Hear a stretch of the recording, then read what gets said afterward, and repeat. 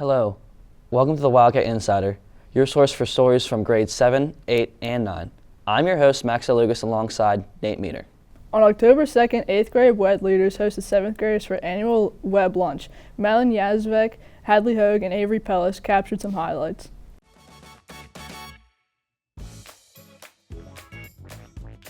The web lunch makes a positive impact on the 7th grade students. The web lunch is so that the 7th graders are able to mingle with our 8th grade web leaders. It checks in on them on how their school year is going, as well as it is a time for us to promote Fall Fest.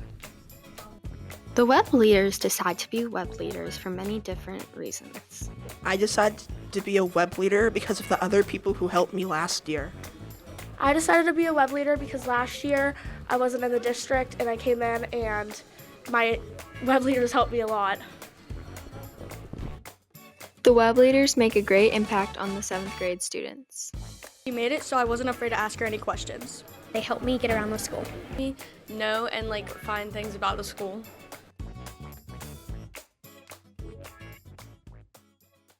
The web leaders helped the 7th graders with their transition to the junior high. Avery and Madeline also spoke to some of the 7th graders about their favorite part about being in the junior high.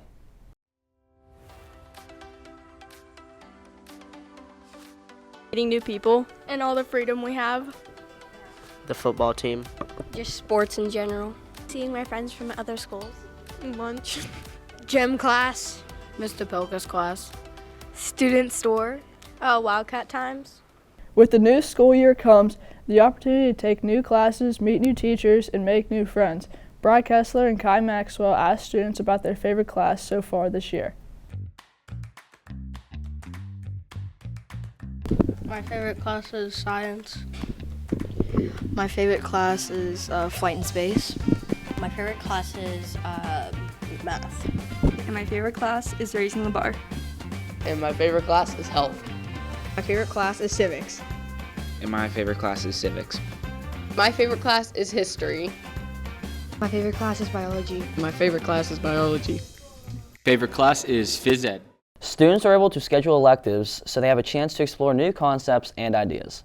Reporters Ava Drenovich and Marissa Munchinsky stopped by to see what was happening in the art and multimedia classrooms.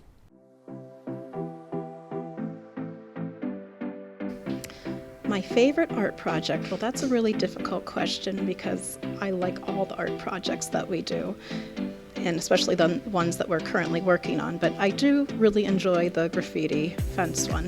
Inspiration was my love for being outdoors and in nature. My inspiration was because it was my favorite color. In multimedia broadcast, that's my new class this year, we create advertisements for school events, video news stories from around the school, and we are creating the yearbook for next year, or for this year. The thing we're most looking forward to is taking pictures And interviewing people. My project is a cook-off with Mason Blair, and we both have to cook stuff, and then everyone else votes for who they like better. My project is predictions for the NFL season. So I did award predictions like MVP and then Super Bowl predictions. There's a lot of local history for students to experience in our area. To expand their U.S. history learning, the 9th grade class went to Fort Ligonier. Reese Myers and I had the story. This year, the 9th graders that have history this semester went on a field trip to Fort Ligonier. They experienced what it was like living as a soldier and how to fire cannons, march, write letters, and more. Mr. Armstrong is one of the coordinators for this trip. This is how he feels about the field. Getting out of the classroom, spending a beautiful day out at the fort, and just being outside, learning while we're moving. And what were you most excited for the kids to see? I think the cannons. I think when just learning how to use the gunpowder effectively and how much math was involved even back then to build the fort and to protect the fort with the cannons. Thank you. The junior high student store continues to expand this year. Chase Jones and Kevin Copper stopped by to learn more.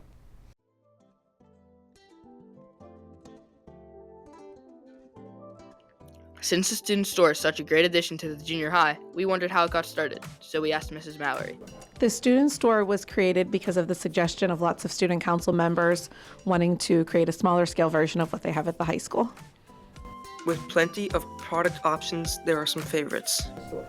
The most popular items at the student store are the Miss Vicky's potato chips and the Nerds gummy clusters. Nerds gummy clusters. Nerds gummy clusters and airhead strips. From demonstrating responsibilities to learning equipment, students gain a variety of experience working in the store. The students working in the student store learn how to use the square cash register machine, which is used in a lot of small businesses, so it's a great life skill for them whenever they start to get their first jobs. In the student store, we learn different ways how to work the register and to restock the shelves of all the candy. It gets really busy and you have to keep track of that. Mr. Fenton is a friendly face in the hallways and a favorite teacher for many. We appreciate how he is always willing to participate in our Wildcat Insider episodes.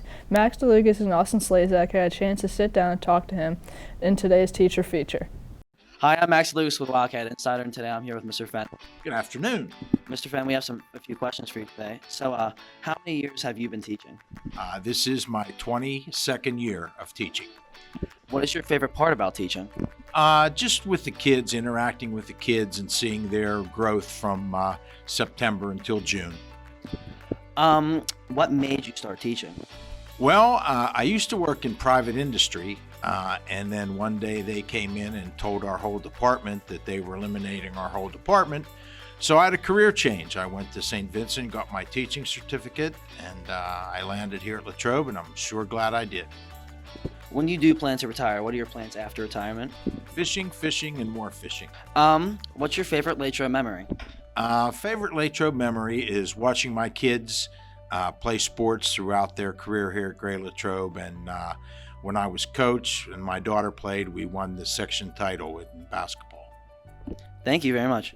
Okay, thank you. We go to Austin Slazak for an update on our Wildcat sports teams.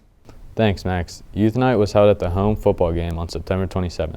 The reporters Catherine DeVitis, Cecilia Lochner, and Grace Pittman covered the event and had a chance to speak to some of the participants.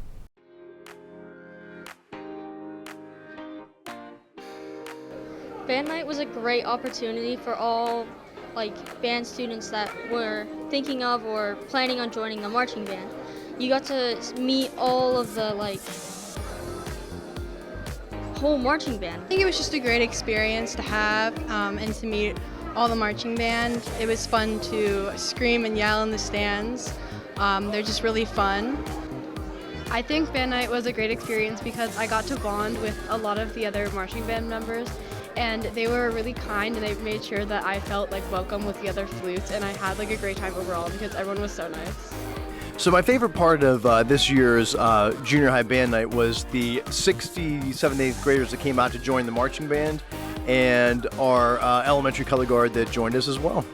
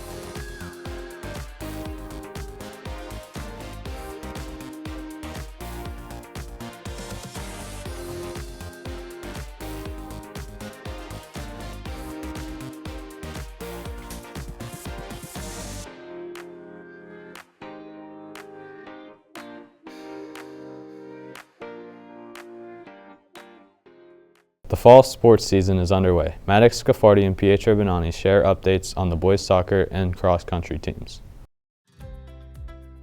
Our biggest strength this season is working together to get goals. I think we've done very well at that, scoring a lot in these games. Yeah, I think so too. Having Zach Scalota in first every time. I think our biggest strength is probably our top 3 being in the top 5 a lot of the races. Probably working as a team. We always get new players every season, so it's harder to to work as a team. Yeah, it's easily our defense. Probably winning our first meet. Doing a relay race around our course.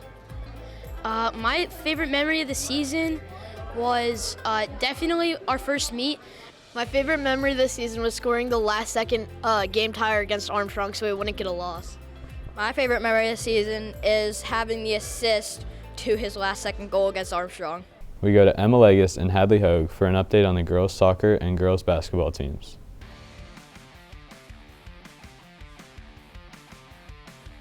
My favorite memory is probably scoring my first header goal. My favorite memory is scoring my first goal.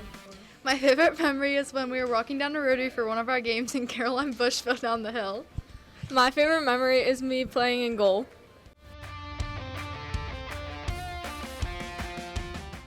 We need to practice more. I think it's been good, but I definitely think we need a little more practice as well.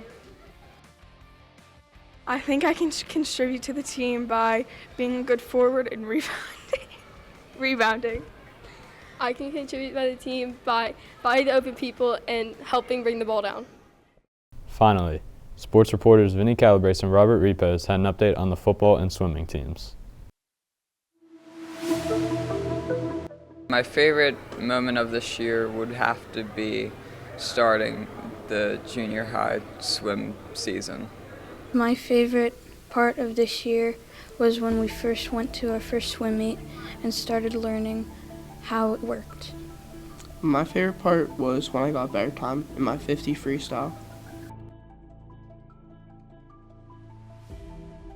I prepare students for swim meets by number 1, stroke work and stroke mechanics, and 2, endurance, so doing some endurance sets, and 3, starts and turns. The toughest opponent we've had to play so far is probably Kiski, I'd say. I agree. And so far, our hardest opponent was Kiski. Our toughest opponent so far this year has been Hempfield. Our biggest opponent this year is probably going to be Armstrong. My favorite memory so far of this year was probably in the locker room after beating Hempfield. I agree. My favorite moment of the year so far for football is probably the last few minutes of the Hempfield game. My favorite moment of the year so far would probably be the last few minutes of the Hempfield game too. Favorite moment is beating Hempfield in their game.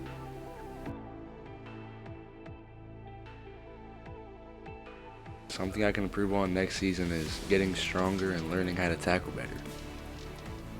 One thing I want to get better at for next season is learning how to tackle better. One thing I want to get better at is learning how to block. Something I could improve on this year would be tackling.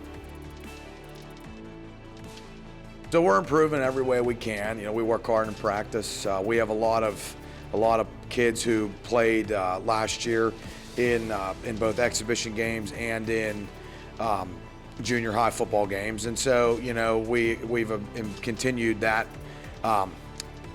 tradition again with those couple exhibition games, which helps get some reps for everybody that's on our team, and you know we're working hard every day, and everybody's we're listening and trying to do everything we can for each other, and it's good stuff. That's all for sports. Back to you, Nate. Thanks, Austin. Halloween is just days away. We go to reporter Chase Jones for more about this holiday.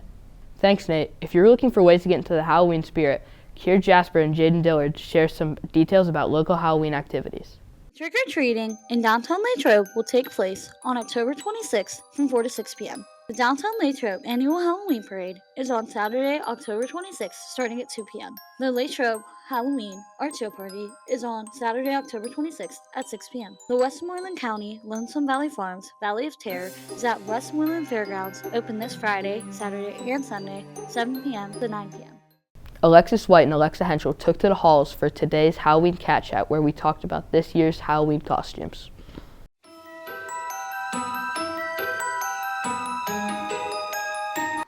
Being Soldier Boys. Happy Gilmore. A dinosaur. Both being Minions. My Halloween costume is gonna be Inflatable Baby. And I am gonna be a sumo wrestler. We're gonna be Pitbull for Halloween. Batman. Little T-Man. I'm being Drizella from Cinderella. Me and my best friend are being Subway Surfers characters. I'm gonna be Theodore from Alvin and the Chipmunks. And I'm gonna be Alvin. Adia Kramer, Emily Schaefer, and Zeneb Naveed have 2 ideas for Halloween-themed treats that you can make at your home. This is how you make a dirt cup. First, you need a bowl, chocolate pudding mix, and milk. Dump the pudding mix into a bowl. Pour 3 cups of milk into the bowl and mix it together.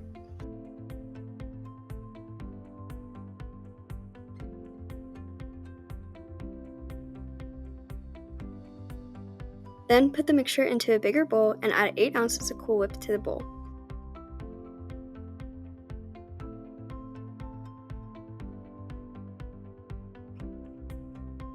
Mix the Cool Whip into the mixture and refrigerate for 20 minutes.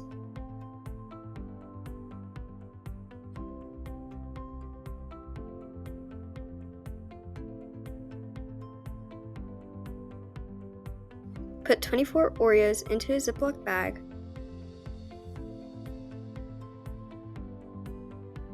Close the bag and crush the Oreos.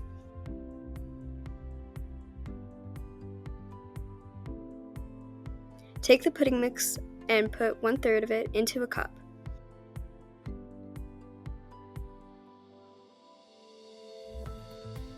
Add a layer of crushed Oreos and repeat one more time.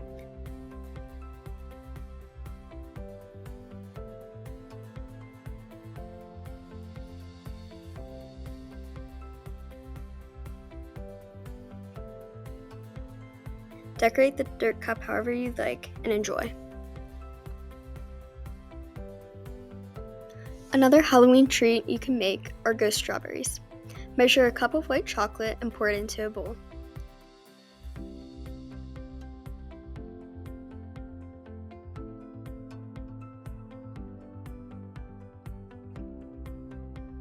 Keep microwaving for 15 seconds until fully melted.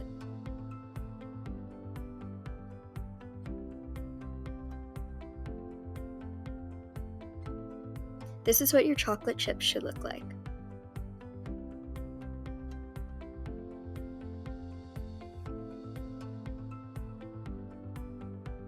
Then grab your washed strawberries and dip them into the white chocolate.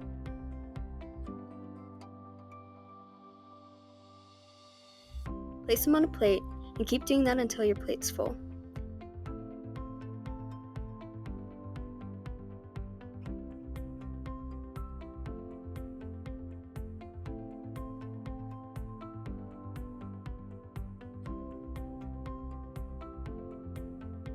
Refrigerate for 10 minutes. While they're in the fridge, put 1/4 cup of chocolate chips into a bowl.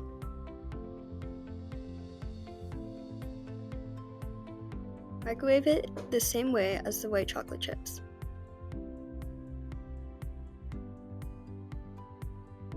This is what your chocolate should look like. Take out your strawberries. Take the milk chocolate and make a face on your strawberries. Do that for the rest of the strawberries and refrigerate for 10 minutes, and your strawberries are ready to be eaten.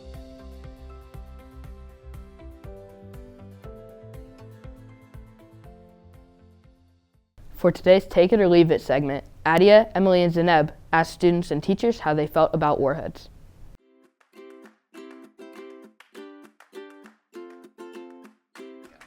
Leave it. Take it. Take it. Until I have ulcers in my mouth. Take it. Take it. Yeah, we're gonna take it. I'm going to leave it. I'd take it. I'd take it because I like how long it lasts in my mouth. I like the sour taste. Take it because they're delicious. Take it. Take it. October 25th is National Sourest Day, so speaking of sour candy, Peyton Schmucker and Avery Soich asked students and teachers about their favorite sour candy.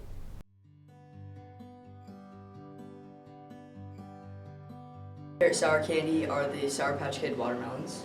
Mine is Sour Patch Kids. And our favorite candy is Sour Patch Kids. Yes. My favorite sour candy is probably sour Skittles. My favorite sour candy is most likely Airhead Extreme Strips. My favorite sour candy is Sour Patch Watermelons. My favorite sour candy is gummy worms. My favorite sour candy is Sour Patch Kids. Mine is Sour Patch Kids. Favorite sour candy is Sour Patch Kids. My favorite sour candy is Sour Patch Kids. My favorite sour candy is Sour Patch Watermelon. Mine are sour Skittles. We hope you all have a happy Halloween. Back to you, Max. Thanks, Chase. For today's Cats Challenge, Catherine Davidis, Cecilia Lochner, and Grace Pittman organized a Teachers versus Students Donut Eating Challenge.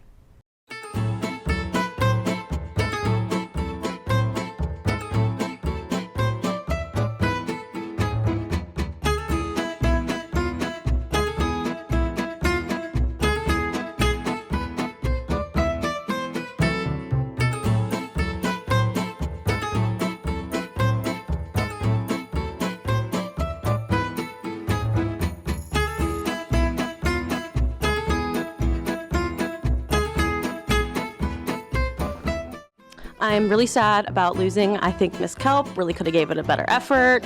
I mean, I got on a chair so I would be the same height as her, and I tried my hardest. I tried encouraging words, but we still lost, so it's a sad day. It is such an accomplishment to win and to beat Mrs. DePilka and Miss Kelp. It's amazing. Awesome. It was light work. October 25th is World Pasta Day. We got a reporter, Kason King, and Hunter Chedrick for our next segment. The first Italian pasta shape was lasagna. There are more than 600 shapes of pasta. People were eating pasta in China 1,000 years before they were in Italy. Pasta is healthy because it's made out of one of the most important food groups and has a little protein. The most popular pasta shape worldwide is the spaghetti noodle. My favorite type of pasta is spaghetti. My favorite kind of pasta is lasagna. My favorite pasta is stuffed shells.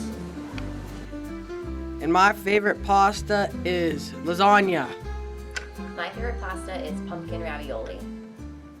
We end our show today with This Day in History by Eric Edwards. On this day in history, Pablo Picasso was born in 1881. On this day in history, the first national park, Rock Mountain National Park, was established in 1910. On this day in history, famous English football player Wayne Rooney was born in 1981. On this day in history, the Civic Arena in Pittsburgh was opened to the public in 1955. Thanks for tuning into this edition of the Wildcat Insider. We will see you on November 22nd. Go Wildcats!